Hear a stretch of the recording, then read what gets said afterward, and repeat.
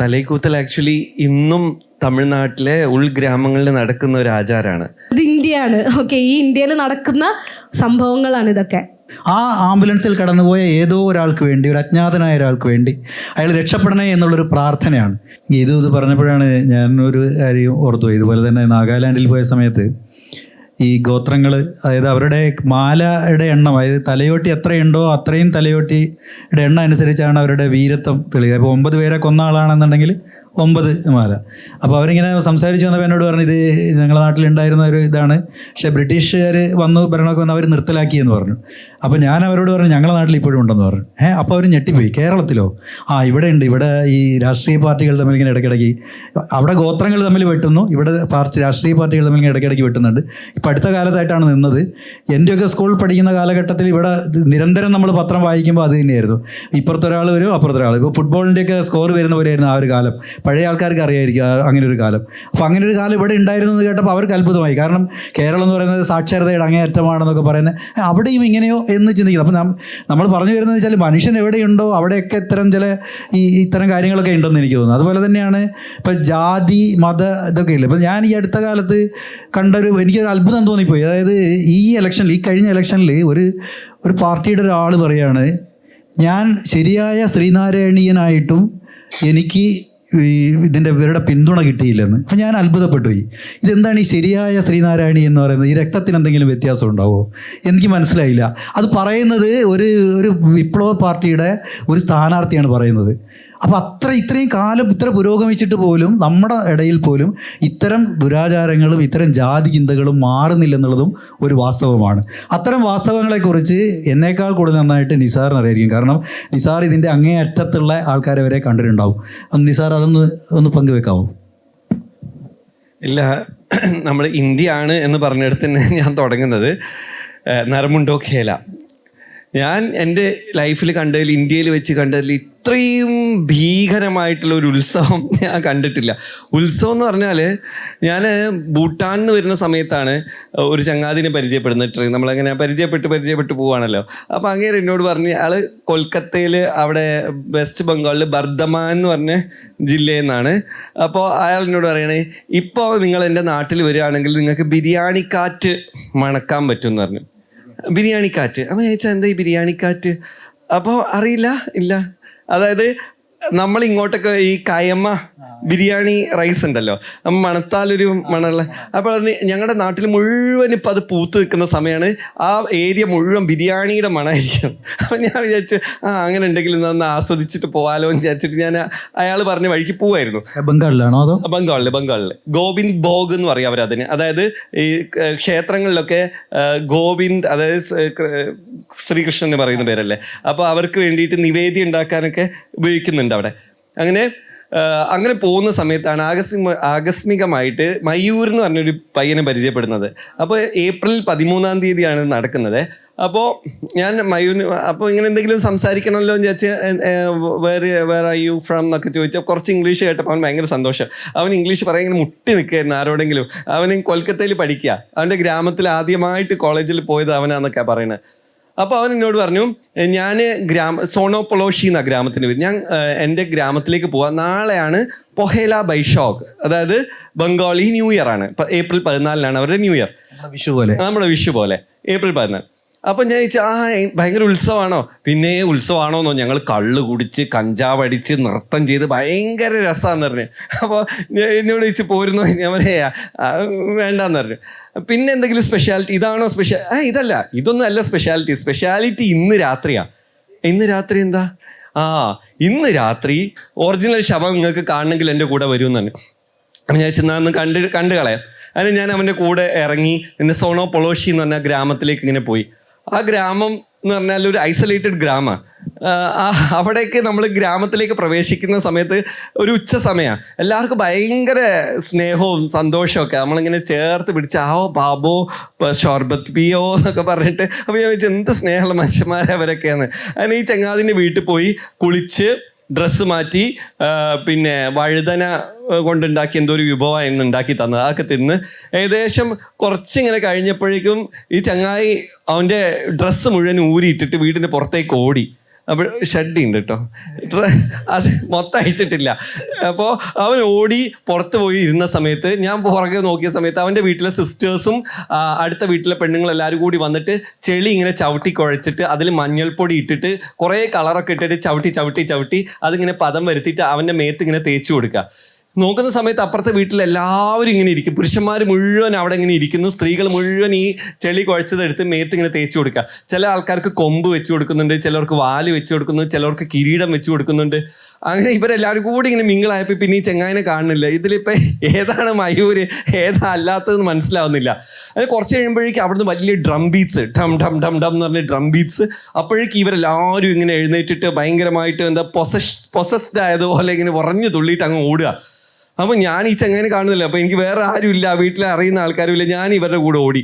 അങ്ങനെ പിന്നെ ഈ പറഞ്ഞ പോലെ ഇവരുടെ ആഘോഷം തുടങ്ങി. അവിടെ കഞ്ചാവും ഭാങ് ഇതൊക്കെ വലിച്ചിട്ട് അങ്ങനെ നൃത്തം ചെയ്ത് രാത്രി ഒരു 1 മണി 2 മണിയൊക്കെ ആയ സമയത്ത് അവരെല്ലാവരും കൂടി ഒരു ഗ്രാമത്തിൻ്റെ ഒരു സർക്കിൾ ഇങ്ങനെ ചെയ്തിട്ട് അവിടെ നിന്ന് ഇങ്ങനെ നൃത്തം ചെയ്തുകൊണ്ടിരിക്കുക. അപ്പോഴിവരെന്താ ചെയ്യുന്നതെന്ന് വെച്ചാൽ ആ സർക്കിളിൻ്റെ ഈ ഭാഗത്തൊക്കെ ശവങ്ങൾ ഒളിപ്പിച്ചിട്ടുണ്ട്, മനുഷ്യൻ്റെ ഒറിജിനൽ ശവം.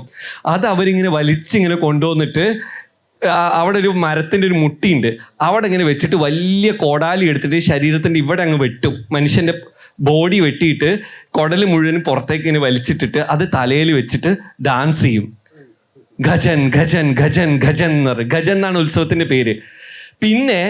പിന്നെ അവരെന്താ ചെയ്യുക, ഈ ഡാൻസ് മതിയാകുമ്പോൾ അവർ ഈ തലഭാഗം നിലത്തേക്ക് ഇട്ടിട്ട് ഫുട്ബോൾ കളിക്കും. നറമുണ്ടോ എന്ന് വെച്ചാൽ തലയോട്ടി എന്നാണ് ബംഗാളിയിൽ. ഖേല എന്ന് വെച്ചാൽ കളിക്കുക. തലയോട്ടി കൊണ്ട് ഫുട്ബോൾ കളിക്കുന്ന ഉത്സവമാണ് നറമുണ്ടോ ഖേല.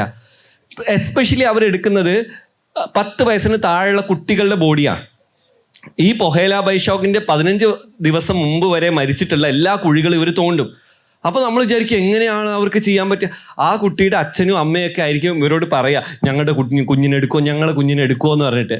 അപ്പം ഞാൻ ചോദിച്ചു, ഇത് എങ്ങനെ നിങ്ങൾക്ക് കഴിയുന്നത്? അപ്പം എന്നോട് അവർ ചോദിക്കുകയാണ്, ഇന്ത്യയിൽ ഏതെങ്കിലും സംസ്ഥാനത്ത് ഇങ്ങനെ ഒരു ഉത്സവം ഉണ്ടോ, മരിച്ച ആൾക്കാർക്ക് പങ്കെടുക്കാൻ പറ്റുന്ന ഉത്സവം? ഇവരൊക്കെ വരുന്നത് കണ്ടില്ലേ ഈ ഉത്സവത്തിൽ പങ്കെടുക്കാൻ? നിങ്ങളെ കേരളത്തിൽ എങ്ങനെ ഉത്സവം ഉണ്ടോ? ഇല്ല, നിങ്ങളെ കേരളത്തിലില്ല എന്ന് പറഞ്ഞു. അപ്പോൾ ഇതൊക്കെ കണ്ടു പോരുക എന്നല്ലാതെ ഞാൻ അവിടെ ചെന്നിട്ട് അയ്യോ അരുതേ ഇതൊക്കെ മോശമാണേ എന്നൊന്നും പറയാൻ നമുക്ക് പറ്റില്ല. അവരുടെ ഏറ്റവും വലിയ വിശ്വാസമാണത്. അല്ല, അവിടെ നമുക്ക് പോലീസൊന്നും ഇല്ലെന്ന് തോന്നിപ്പോല്ലേ? പോലീസ് ഉണ്ടെങ്കിലൊക്കെ കണക്കാ. അത് അവരുടെ വിശ്വാസമാണ്. നമ്മൾ അവരുടെ അന്ധവിശ്വാസം എന്നോ അനാചാരം എന്ത് പറഞ്ഞാലും അവർക്കത് അവരുടെ ഏറ്റവും സുപ്രീം ആയിട്ടുള്ള വിശ്വാസം. പിന്നെ എന്താ ചെയ്യാന്നറിയോ, കുറച്ചുകൂടി ബോറടിക്കുമ്പോൾ അവരെന്ത് ചെയ്യുന്ന വെച്ചാൽ ഈ വലിച്ചെടുത്ത ശവത്തിനെ 2 കാലും പിടിച്ച് നിലത്തിട്ട് തല്ലും, തല ഇങ്ങനെ പൊട്ടിക്കും, ഇങ്ങനെയൊക്കെ പറഞ്ഞിട്ടില്ല. അപ്പം നിങ്ങൾക്കിത് വിശ്വസിക്കാൻ പറ്റില്ല എന്ന് എനിക്കറിയാം. അതുകൊണ്ട് ഞാൻ ഇൻസ്റ്റഗ്രാമിൽ എടുത്തിട്ട് ഈ വീഡിയോ എടുത്ത് ഇൻസ്റ്റഗ്രാമിലിട്ട് 2 ഇട്ട്. ഒന്ന് അപ്പം തന്നെ കമ്മ്യൂണിറ്റി വയലേഷൻ എന്ന് പറഞ്ഞിട്ട് പോയി, ഒന്നിൻ്റെ ഒരു കഷ്ണം എപ്പോഴും അതിൻ്റെ ഉള്ളിൽ ഇങ്ങനെ കിടക്കുന്നുണ്ട്. അപ്പം ഇതും ഇന്ത്യയാണ് എന്ന് പറയാതിരിക്കാൻ എനിക്ക് കഴിയുക. ഇങ്ങനത്തെ ഭീകരമായിട്ടുള്ള ആചാരങ്ങൾ എല്ലാത്തിനും മതത്തിൻ്റെ ഒരു കളർ അങ്ങ് തേച്ച് കൊടുത്താൽ പിന്നെ നമുക്കൊന്നും പറയാൻ പറ്റില്ല. അപ്പോൾ പറയും എന്നോട്, ഞാൻ എന്ത് പറയുമ്പോഴേക്കും പറയും, നീ ആദ്യം ഈ അറ്റം മുറിക്കുന്നതിനെ കുറിച്ച് പറയൂ. ഇതാണ് എൻ്റെ കമൻറ്റ് ബോക്സിൽ എപ്പോഴും ഉണ്ടാവുക. ഞാൻ എന്ത് പറഞ്ഞാലും. അപ്പം ഞാൻ അതിൽ ഇതിനെക്കുറിച്ച് പറയുന്നുണ്ട്, കുത്തുറാത്തീബിനെ കുറിച്ച് പറഞ്ഞിട്ടുണ്ട്, മൊലിയാമാർ തുപ്പി വെള്ളം കൊടുക്കുന്നതിനെ കുറിച്ച് പറഞ്ഞിട്ടുണ്ട്, എല്ലാത്തിനെ കുറിച്ച് ഞാൻ പറയുന്നുണ്ട്, ക്രിസ്ത്യാനികളെ കുറിച്ച്, ഹിന്ദുക്കൾ എല്ലാവരെയും ഞാൻ കണ്ടത് പറഞ്ഞിട്ടുണ്ട്. പക്ഷേ നോക്കിയാൽ ഈ അറ്റത്തെക്കുറിച്ച് മാത്രമേ ആൾക്കാർക്ക് എന്നോട് പറയാനുള്ളൂ. അപ്പോൾ ഇങ്ങനത്തെ ഡൈവേഴ്സ് ആയിട്ടുള്ള ഇന്ത്യയിലൂടെ നിങ്ങളൊക്കെ ഒന്ന് യാത്ര ചെയ്ത് നോക്കുമ്പോഴേ നമ്മൾ ഇപ്പോൾ ഒരു സ്വർഗത്തിലാണ് ജീവിക്കുന്നതെന്നുള്ളത് നമുക്ക് മനസ്സിലാവുള്ളൂ എന്നാണ് എനിക്ക് പറയാനുള്ളത്. പക്ഷെ വേറെ കാര്യം, ഇപ്പോൾ നിസാർ പറഞ്ഞപ്പോഴാണ് ഞാൻ ഓർത്തത്, ചില ആചാരങ്ങൾ നമ്മൾ കേരളത്തിൽ തിരിച്ചു കൊണ്ടുവരുന്നുണ്ട്. പ്രത്യേകിച്ച് ഇൻസ്റ്റാഗ്രാമാണ് അതിൻ്റെ ഒരു പ്രധാന കാരണം. ഇൻസ്റ്റാഗ്രാം റീലിട്ടിട്ട് കൂടുതൽ റീച്ച് കിട്ടാൻ വേണ്ടിയോ ഒക്കെയാണെന്ന് തോന്നുന്നുണ്ട്. പണ്ട് കാലത്ത് നമ്മുടെ ഇവിടെയൊക്കെ പെൺകുട്ടികൾ തിരണ്ട് കഴിഞ്ഞാൽ തിരണ്ട് കല്യാണം എന്നൊക്കെ പറഞ്ഞ് നമ്മുടെ നാട്ടിൻപുറത്തൊക്കെ ഉണ്ടാകുമായിരുന്നു. അതൊക്കെ നിർത്തലാക്കിയതാണ്. ശ്രീനാരായണ ഗുരുവൊക്കെ വന്നിട്ട് ഇതൊന്നും പാടില്ല എന്നൊക്കെ പറഞ്ഞ് നിർത്തലാക്കിയ ഒരു കാലമാണ്. പക്ഷേ ഈ അടുത്ത കാലത്ത് ഭയങ്കര വൈറലായി ഇതുപോലൊരു ചടങ്ങ് നടത്തിയിട്ട് അത് വലിയ ഇതായിട്ട് റീലൊക്കെ ആക്കിയിട്ട് ഇറക്കിയപ്പോൾ. അപ്പോൾ അത് അങ്ങനെയുള്ള ചില ആചാരങ്ങൾ ഈ എന്തിൻ്റെയൊക്കെയോ പേരിൽ ചിലപ്പോൾ ചില ആൾക്കാർ തിരിച്ചു കൊണ്ടുവരാനും ഒക്കെ ശ്രമിക്കുന്നുണ്ട്. അതായത് നമ്മൾ എത്ര മുന്നോട്ട് പോകുമ്പോഴും ആരൊക്കെയോ നമ്മളെ പിടിച്ച് വലിക്കുന്ന ഒരു അനുഭവവും ചിലപ്പോഴൊക്കെ കാണാം. അപ്പോൾ ഇനിയിപ്പോൾ നമുക്ക് ഗീതുവിലേക്ക് വേറൊരു കാര്യം കൂടെ ചോദിക്കാം. ഗീതുവിനെ ഞാൻ ആദ്യമായിട്ട് പരിചയപ്പെടുന്ന സമയത്ത് ഗീതു ഒരു അതിസാഹസികമായൊരു യാത്ര നടത്തിയിരുന്നു. ലഡാക്ക് എന്ന് പറയുന്ന സ്ഥലത്താണ്. ലഡാക്കിൽ ഞാനും പോയിട്ടുണ്ട്. ലഡാക്കിൻ്റെ ഒരു പ്രധാനപ്പെട്ട ഒരു പ്രശ്നം എന്താ വെച്ച് കഴിഞ്ഞാൽ അവിടെ ഓക്സിജൻ വളരെ കുറവാണ്. അപ്പം ഞങ്ങളുടെ കൂടെ തന്നെ ഞാനും ഒരു ഫോട്ടോഗ്രാഫറും കൂടെ പോയിട്ട് ആ ഫോട്ടോഗ്രാഫർ ഞങ്ങളന്ന് പൃഥ്വിരാജ്, സിനിമാ നടൻ പൃഥ്വിരാജും കൂടെ ഉണ്ടായിരുന്നു. പൃഥ്വിരാജിൻ്റെ ഒരു യാത്ര നമ്മൾ യാത്രയ്ക്ക് വേണ്ടി കവർ ചെയ്യാനാണ് പോയത്. അത് ഈ കവർ മാഗസിനിൽ പ്രിൻ്റായിട്ട് വന്നതാണ്. അപ്പോൾ അതിനകത്ത് ഞങ്ങൾ ഈ ഷൂട്ടിങ്ങിൻ്റെ സ്ഥലങ്ങളിലൊക്കെ പോയിട്ട് ക്യാമറയൊക്കെ ആയിട്ട് ഇങ്ങനെ നടക്കുന്ന സമയത്ത് പെട്ടെന്ന് ആനന്ദിന് ഒരു ശ്വാസ തടസ്സം പോലെ വന്നു. അപ്പോൾ പെട്ടെന്ന് അവിടെ നിന്ന് അവർ പറഞ്ഞത് ഓക്സിജൻ കുറയുന്നതാണ്. കാരണം അവിടെ ഓക്സിജൻ ഇല്ല. അവിടെ എപ്പോഴും പോയി കഴിഞ്ഞാൽ ഒരു ദിവസം നമ്മൾ വെറുതെ കിടക്കണം എന്ന് പറയും. ലഡാക്കിൽ ഒന്നും ചെയ്യാതെ ഹോട്ടൽ മുറിയിൽ ഒരു ദിവസം വെറുതെ കിടക്കണം. അടുത്ത ദിവസം മുതലേ യാത്രകൾ പ്ലാൻ ചെയ്യാവുള്ളൂ. എങ്ങോട്ടെങ്കിലും സഞ്ചരിക്കണം എന്നുണ്ടെങ്കിലോ വാറ എടുക്കണം എന്നുണ്ടെങ്കിലോ അങ്ങനെ പാടുള്ളൂ. കാരണം നമ്മുടെ ശരീരം അവിടുത്തെ ഓക്സിജൻ ലെവലുമായിട്ടൊന്ന് പൊരുത്തപ്പെട്ട് വരണം എന്ന് പറയും. അങ്ങനെ ആനന്ദിനെ പെട്ടെന്ന് ഞങ്ങൾ അവിടെ ഹോസ്പിറ്റലിൽ കൊണ്ട് ഓക്സിജനൊക്കെ കൊടുത്ത് ലെവലാക്കി. ഇങ്ങനെ ഓക്സിജൻ ഇല്ലാത്തൊരു സ്ഥലത്താണ്, പ്രത്യേകിച്ച് തണുപ്പ് കൂടുന്ന സമയത്ത് ലഡാക്കിൽ നിന്ന് എല്ലാ ആൾക്കാരും ഈ നമ്മുടെ ഈ ഇതുപോലെ അവിടെ നിന്ന് ഒഴിഞ്ഞു പോകും. കുറേ ആൾക്കാരൊക്കെ ഗോവയിലേക്കൊക്കെ ഈ കമ്പിളി ഇതൊക്കെ ആയിട്ട് ഇങ്ങനെ നടക്കും. അങ്ങനെയൊക്കെയാണ്.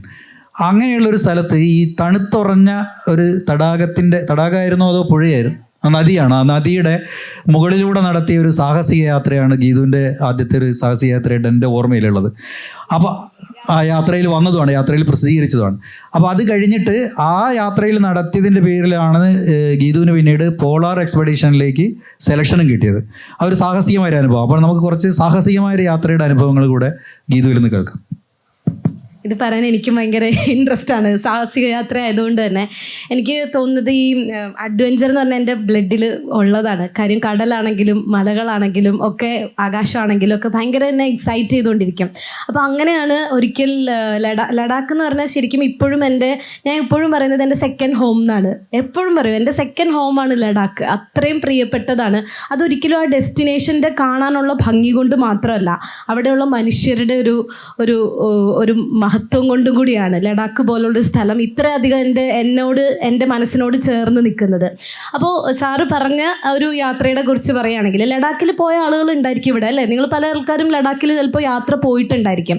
അപ്പോൾ ലഡാക്കിൽ ചെല്ലുമ്പോൾ തന്നെ ഈ ഓക്സിജൻ്റെ കുറവ് നമുക്ക് കാണാം. കാര്യം നമ്മൾ ഒരു ഫ്ലൈറ്റിലാണ് ലാൻഡ് ചെയ്യുന്നതെങ്കിൽ നേരെ തന്നെ ഇറങ്ങുന്നത് 11,000 അടി ഉയരത്തിലേക്കാണ് ഇറങ്ങുന്നത്. നമ്മൾ ഈ പറയുന്ന സമുദ്രനിരപ്പിൽ നിന്ന് നമ്മൾ പോകുമ്പോൾ നേരെ 11,000 അടിയിലേക്ക് ഇറങ്ങുമ്പോൾ നമ്മുടെ ബോഡി സമ്മതിക്കില്ല.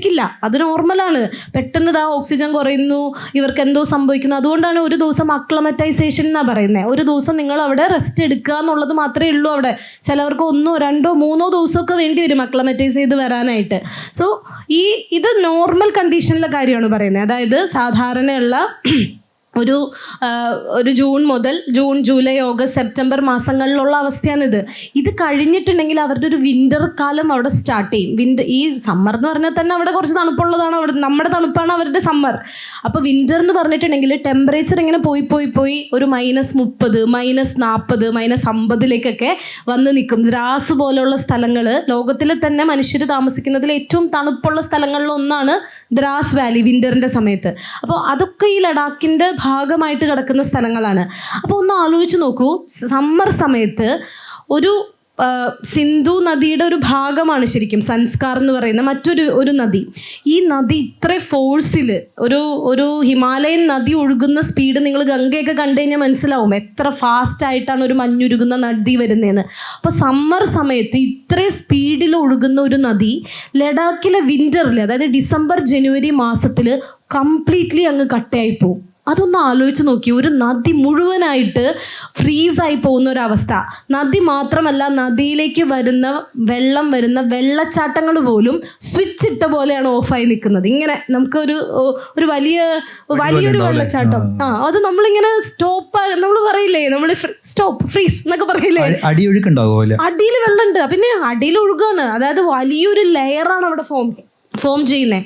അപ്പോൾ ഈ സൻസ്കാർ എന്ന് പറയുന്നതാണ് നദിയുടെ പേര്. ഇതുപോലൊരു ഗ്രാമമുണ്ട്, സൻസ്കാർ എന്ന് പറഞ്ഞൊരു ഗ്രാമമുണ്ട്. അപ്പോൾ ഈ ലഡാക്കും സൻസ്കാറും തമ്മിൽ കണക്ട് ചെയ്യുന്നത് ഒരു റോഡ് വഴിയാണ്. പക്ഷേ എന്താ പ്രശ്നം, ഇപ്പോൾ സൻസ്കാറിലേക്ക് റോഡ് വന്നു. പക്ഷേ മുന്നേ എങ്ങനെയാണെന്ന് വെച്ച് കഴിഞ്ഞാൽ ഈ സൻസ്കാർ എന്ന് പറയുന്ന വഴിയിലേക്ക് പോകുന്ന ചില പാസുകൾ ക്രോസ് ചെയ്ത് വേണം പോകാൻ. ഇത് വിൻ്റർ ആയിക്കഴിഞ്ഞാൽ മഞ്ഞ് വന്ന് മൂടും. അതായത് സൻസ്കാറും ലഡാക്കും അല്ലെങ്കിൽ സൻസ്കാറും കാശ്മീരും തമ്മിലൊക്കെ ഐസൊലേറ്റഡ് ആയി ഈ ഗ്രാമം അങ്ങ് ഒറ്റപ്പെടും ഈ സമയത്ത്. അപ്പോഴും ഈ ഗ്രാമത്തിലുള്ള ആൾക്കാർക്ക് മറ്റ് ഗ്രാമങ്ങളുമായിട്ട് സംസാരിക്കുകയും അവരുടെ എന്തെങ്കിലും ഒരു എമർജൻസി വന്നാൽ വരികയും ഒക്കെ വേണ്ടിയിട്ട് ഇവർ യൂസ് ചെയ്തിരുന്ന ഒരു വഴിയാണ് സൻസ്കാറിൽ നിന്ന് ഈ സൻസ്കാർ റിവറിൻ്റെ മുകളിലൂടെ നടന്ന് ലഡാക്കിലേക്ക് എത്തുക എന്നുള്ളത്. അത് ഏകദേശം 70 കിലോമീറ്റർ ദൂരമുള്ളൂ. അല്ല, ചുറ്റിക്കറങ്ങി പോവുകയാണെങ്കിൽ 300 കിലോമീറ്ററിന് മുകളിലുണ്ട്. ആ ഡിസ്റ്റൻസാണ്. വിൻ്റർ ആയിക്കഴിഞ്ഞാൽ ഈ നദി ഫ്രീസ് ആയിക്കഴിഞ്ഞാൽ ഇതിൻ്റെ മുകളിൽ കൂടി നമുക്ക് 70 കിലോമീറ്ററിൽ അവർക്ക് എവിടെ എത്താം. അവരെ സംബന്ധിച്ച് അത് ഈസിയാണ്. അത്രയും നാൾ 300 കിലോമീറ്റർ വന്നുകൊണ്ടിരുന്നവൻ 70 കിലോമീറ്ററിൽ വിൻ്ററിൽ വന്നാൽ മതി. ഇത് കുറേ വർഷങ്ങൾക്ക് മുമ്പ് ബ്രിട്ടീഷുകാർ ഡിസ്കവർ ചെയ്യുകയും അവർക്ക് അതിസാഹസികരായ ബ്രിട്ടീഷുകാർ എന്ത് ചെയ്തു, അതിന് മുകളിലൂടെ ഒരു എക്സ്പെഡീഷൻ നടത്തുകയും ചെയ്തു. അങ്ങനെയാണ് സൻസ്കാറിന് മുകളിലുള്ള ചാദർ എന്ന് പറയുന്ന ഒരു ട്രക്കിങ് ഇത്രയും വലിയ ഫേമസ് ആയിട്ടുള്ള ഒരു ട്രക്കിംഗ് സ്പോട്ടായിട്ട് മാറുന്നത്. ചാദർ എന്ന് പറഞ്ഞാൽ തന്നെ ഒരു എന്താ പറയുക, ഒരു പരവതാനി എന്ന് പറയില്ലേ, അതിനെയാണ് ചാദർ എന്ന് വിളിക്കുന്നത്. ഒരു നീണ്ടു നിവർന്ന് കിടക്കുന്ന ഐസിൻ്റെ ഒരു പരവതാനിയാണ് ചാദർ. അപ്പോൾ ഈ സമയത്ത് ഈ നദി മുഴുവനും കട്ടയാവണമെങ്കിൽ ടെമ്പറേച്ചർ എപ്പോഴും എത്ര തന്നെ നിൽക്കണം, 0 താഴെ തന്നെ നിൽക്കണം. അങ്ങനെ അതിന് മേളിൽ കൂടി ഞങ്ങളൊരു 8-9 ദിവസത്തെ എക്സ്പെഡീഷന് വേണ്ടിയിട്ട് പോയി. ചാദർ ട്രക്കിംഗ് എന്നാണ് അതിനെ വിളിക്കുന്നത്. അത് ലഡാക്കിലാണ്. ജനുവരി മാസമാണ് അത് നടക്കുന്നത്. ഒരൊറ്റ മാസമേ നടക്കുള്ളൂ. അത് കഴിഞ്ഞാൽ വീണ്ടും ഇത് ഉരുകാൻ തുടങ്ങും. High risk. കാര്യം ഇത് എപ്പോൾ വേണമെങ്കിലും ഇത് പിളരാം. അതായത് അടിയിൽ നിന്നുള്ള വെള്ളത്തിൻ്റെ പ്രഷർ കൂടുമ്പോൾ ഇത് പൊട്ടും. ഇങ്ങനെ നിൽക്കുന്ന സാധനം ഇങ്ങനെ മേളിലേക്ക് പൊട്ടും. അപ്പോൾ അതുവഴി വെള്ളം മേളിലേക്ക് കയറി വന്ന് ഇതിന് മുകളിൽ കൂടി നടക്കുന്ന ആൾക്കാർക്ക് താഴോട്ട് വീണ് പോകാനുള്ള സാധ്യതകൾ വളരെ കൂടുതലാണ്. പിന്നെ ഇതൊരു വലിയൊരു നദിയാണ്. അതായത് വലിയൊരു ചെങ്കുത്തായ ഒരു ഗർത്തത്തിനുള്ളിലൂടെയാണ് ഈ നദി ഒഴുകുന്നത്. അപ്പോൾ സമ്മർ സമയത്ത് നദി ഒഴുകി 2 ഭാഗങ്ങളും പോളിഷ്ഡാണ്. വളരെ പോളിഷായിട്ടാണ് നിൽക്കുന്നത്. എന്തെങ്കിലും ഒരു അപകടം വന്നാൽ നമ്മൾ ഈ പോളിഷ് ചെയ്ത സ്ഥലത്ത് കൂടി പിടിച്ചു വേണം മുകളിൽ കയറാൻ. അപ്പോൾ ഇതൊക്കെയായിരുന്നു എന്നെ ഈ ഒരു ട്രക്കിങ്ങിലേക്ക് ഏറ്റവും ത്രില്ലിങ് ആക്കിയിട്ട് പോകണം എന്നുള്ളത് ഒരു ഇത് വന്നത്. അങ്ങനെ പോകുന്ന സമയത്ത് ഒരു വട്ടം ഈ നദി ക്രോസ്, ഈ നദിയല്ല ബേസിക്കലി ഐസിൻ്റെ പാളിയാണ്. പോകുന്ന വഴിയിൽ ഒരു ഭാഗത്ത് വെച്ച് ഇത് പൊളിഞ്ഞു. ഈ ഐസ് പൊട്ടി അതിനുശേഷം പിന്നെ കയറേണ്ടത് ഈ മലയിൽ കൂടിയാണ്. അപ്പം നമ്മുടെ ഈ ഷൂ എത്ര നല്ല ഗ്രിപ്പുള്ള ഷൂ ആണെങ്കിൽ കൂടി അതിങ്ങനെ സ്ലിപ്പായിക്കൊണ്ടിരിക്കും. നമ്മൾ ഓരോ ചവിട്ടിലും ഇങ്ങനെ തെന്നുകയാണ്, ഇങ്ങനെ കുത്തനെയാണ് നിൽക്കുന്നത്. അതിൽ കൂടി കയറി വേണം അത് ക്രോസ് ചെയ്ത് കഴിഞ്ഞ് എത്താൻ. അതൊന്ന്. പിന്നെ എൻ്റെ കൂടെ ഒരുപാട് വേറെ ആളുകളുണ്ട്. ഇപ്പം മലയാളികളിൽ തന്നെ ഒരുപാട് പേര് അന്ന് ഞങ്ങളുടെ കൂടെ ഞാൻ കൊണ്ടുപോയിട്ടുണ്ടായിരുന്നു. അപ്പോൾ രാത്രി ആവുന്ന സമയത്ത് നമുക്ക് ഒന്നുമില്ല, ഇൻ്റർനെറ്റ് ഇല്ല, നെറ്റ്വർക്ക് ഇല്ല, ഒരു കമ്മ്യൂണിക്കേഷൻ ഇല്ല, ലൈറ്റ് ഇല്ല, ഇലക്ട്രിസിറ്റി ഇല്ല. എവിടെ കൊണ്ടുപോയിക്കാൻ പോസ്റ്റും കാര്യങ്ങളും, ബാത്റൂം പോലും ഇല്ല. ഒരു ബാത്റൂം എന്നുള്ള സാധനം ആ പരിസരത്ത് എവിടെയും ഇല്ല. അപ്പോൾ ഇതിൻ്റെ രാത്രി ആവുന്ന സമയത്ത് നമ്മൾ ഹാലൂസിനേറ്റ് ആവാൻ തുടങ്ങും. ഇതാണ് അവിടുത്തെ ഏറ്റവും വലിയ ചലഞ്ച് എന്ന് പറയുന്നത്. നമ്മൾ സ്വയം തന്നെ നമ്മൾ ചിലപ്പോൾ മരിക്കാം, അല്ലെങ്കിൽ നമ്മൾ ആരുമായിട്ട് സംസാരിക്കുന്നില്ല, ചിലപ്പോൾ നമ്മുടെ കിളി പോവും, ശരിക്കും കിളി പോവും അവിടെ വെച്ച്. നമ്മളിങ്ങനെ ഹാലൂസിനേറ്റ് ചെയ്തുകൊണ്ടിരിക്കും. അപ്പോൾ ഞാൻ എനിക്കും ചെറുതായിട്ടൊരു ഹാലൂസിനേഷൻ സംഭവിച്ചിട്ടുണ്ട്. കാരണം എൻ്റെ കൂടെ 18 പേരാണ് അന്ന് വന്നിരിക്കുന്നത്. 18 മലയാളികളാണ് ഉണ്ടായിരുന്നത്. അപ്പോൾ എനിക്ക് രാത്രിയായപ്പോൾ ഓൾറെഡി ഐസ് ബ്രേക്ക് ചെയ്യുന്നുണ്ടെന്ന് ന്യൂസ് വരുന്നുണ്ട്. പല ഭാഗത്തും ഐസ് നമ്മൾ ഐസിൻ്റെ മേളിലാണ് ടെൻ്റ് അടിച്ച് കിടക്കുന്നത്. അപ്പോൾ അതിൻ്റെ മേളിലും അങ്ങനെ പല ടെൻറ്റുകൾ അപ്പുറം ഇങ്ങനെ കിടക്കും. എനിക്ക് ഉറങ്ങാൻ പറ്റുന്നില്ല രാത്രിയായപ്പോൾ. കാര്യം എന്തെങ്കിലും പറ്റിയാലോ രാത്രി എന്ന് ചിന്തിക്കുമ്പോൾ ഒരു വലിയൊരു സ്ഫോടന ശബ്ദമാണ് കേൾക്കുന്നത്. അതെന്താണെന്ന് വെച്ചാൽ ഐസ് പെട്ടെന്ന് ബ്രേക്ക് ആവുന്ന സൗണ്ട്. അപ്പം മനസ്സിൻ്റെ ഉള്ളിൽ ഇങ്ങനെ വരിക, നാളെ ഇങ്ങനെ കുറേ ഇതിങ്ങനെ നിരത്തി വെച്ചിരിക്കുന്നത്, പാക്ക് ചെയ്തിട്ട് ബോഡി പാക്ക് ചെയ്ത്, അതാണ് എന്നെ ഹാലൂസിനേറ്റ് ചെയ്തുകൊണ്ടിരിക്കുക. അതുപോലെ അപ്പുറത്തെ ടെൻറ്റിലുള്ള കുട്ടി മെസ്സേജ്, ഫോണൊന്നും വർക്കിംഗ് അല്ല, പക്ഷെ മെസ്സേജ് ഇങ്ങനെ ടൈപ്പ് ചെയ്ത് വെച്ചൊക്കെ എൻ്റെ അമ്മയുടെ അടുത്ത് പറയണം, എൻ്റെ അച്ഛൻ്റെ അടുത്ത്. എനിക്ക് തിരിച്ചെത്തുമ്പോഴാണ് എനിക്ക് മെസ്സേജ് വരുന്നത്. ഞാൻ ചോദിച്ചു, ഇവർക്കൊക്കെ ഭ്രാന്താണോ? എനിക്കിങ്ങനെ കണ്ടിന്യൂസ് മെസ്സേജ് വരാം, ഞാൻ എന്തായാലും ഇന്ന് മരിക്കും, അപ്പോൾ എൻ്റെ അമ്മയുടെ അടുത്ത് പറഞ്ഞേക്കണം നിങ്ങൾ രക്ഷപ്പെട്ടാന്നൊക്കെ പറഞ്ഞ് വലിയൊരു മെസ്സേജൊക്കെ എനിക്കിങ്ങനെ വന്നേക്കാം അവരുടെ അടുത്ത് നിന്ന്. അപ്പോൾ ഇതൊക്കെ ഒരു ഭയങ്കര, എനിക്ക് ആ ട്രാവൽ കംപ്ലീറ്റ് ചെയ്യാൻ പറ്റിയിട്ടില്ല അന്ന് പോയപ്പോൾ. പിന്നീട് പോയ സമയത്ത് കംപ്ലീറ്റ് ചെയ്തു. എന്തുകൊണ്ടാണെന്ന് വെച്ചാൽ ഈ ചാദറിൻ്റെ ലാസ്റ്റ് പോയിന്റ് എന്ന് പറഞ്ഞാൽ ആ ഫ്രോസൺ ആയിട്ടുള്ള വെള്ളച്ചാട്ടമാണ്, ഒരു വലിയൊരു വെള്ളച്ചാട്ടം. അതിന് 3 കിലോമീറ്റർ മുമ്പ് വെച്ച് ഐസ് ബ്രേക്കായി.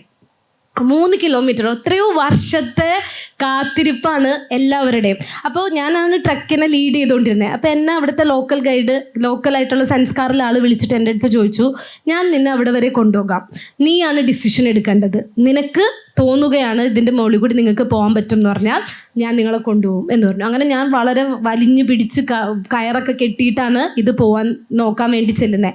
നോക്കാൻ പോയാൽ ഞാൻ എൻ്റെ കണ്ണ് നിറഞ്ഞു ശരിക്കും ആ മൊമെൻറ്റിൽ. കാര്യം ഒരു കടലാണ് എനിക്ക് അവിടെ കാണാൻ പറ്റുന്നത്. ആ മൊത്തം പൊളിഞ്ഞു. കാര്യം ആ മൊത്തം ഐസും സ്പ്ലിറ്റ് ചെയ്ത് നമുക്ക് അപ്പുറത്തേക്ക് പോകാൻ പറ്റില്ല.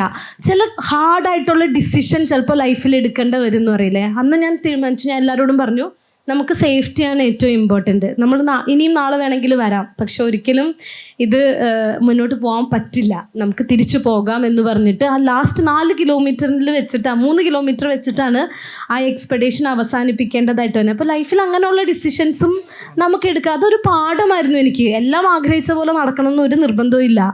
സോ ഞാൻ എല്ലാവരോടും പറയും, so this is how we have to face the life എന്നുള്ളത്. സാഹസിക യാത്രകളോടുള്ള ഒരു ഇൻട്രസ്റ്റ് എനിക്ക് ഉണ്ടാവുന്നത് സിനിമകളിൽ നിന്നാണ്. അതിൽ വേറെ ഒന്നും പറയാനില്ല. അപ്പോൾ നമ്മളിപ്പോൾ ഈ പറഞ്ഞ മാതിരി അകലങ്ങളിലേക്ക് എത്ര യാത്ര ചെയ്ത് കഴിഞ്ഞാലും അവസാനം നമ്മൾ എത്തപ്പെടാൻ ആഗ്രഹിക്കുന്ന ഒരു സ്ഥലമുണ്ട്. അത് മിക്കവാറും നമ്മളുടെ വീടോ അല്ലെങ്കിൽ നമ്മുടെ നാടോ തന്നെയായിരിക്കും. പലപ്പോഴും അങ്ങനെയാണ്. കുട്ടികളില്ലാത്ത ആൾക്കാർക്ക് 5 or 6 കുട്ടികൾ ഉണ്ടായിക്കഴിഞ്ഞാൽ അവസാനം ഉണ്ടാവുന്ന കുട്ടീനെ ഇതിലിടണം എന്നാണ് അവരുടെ വിശ്വാസം എന്നാണ്. ആ അമ്പലം ഇപ്പോഴും അവിടെ ഉണ്ട്, അവരതിനെ ആരാധിക്കുന്നുമുണ്ട്.